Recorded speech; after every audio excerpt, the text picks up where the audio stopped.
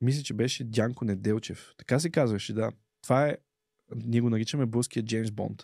Защото този човек по време на Балканската война е пратен като нещо като търговско аташе в Одрин от българското правителство.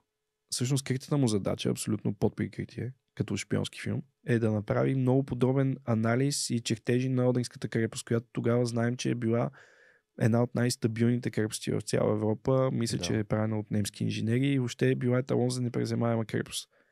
Както знаем, после Георги Вазов оспорва това нещо. Определено не се е оказала непревземаема, но всъщност в голяма степен той стъпва върху даденото, разписаното, нарисуваното от въпросния таен агент.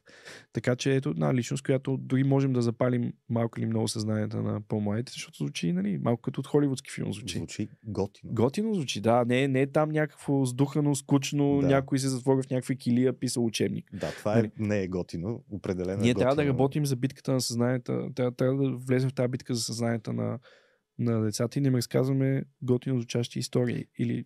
Да, нали знаеш, че сега сигурно някой ще каже, какво по-американчваме тук, пък сега нашият българин... Няма, за съжаление, културата ни е западна. Когато не си разпространял културата когато не си работил, хубаво, както трябва, е необходимо това.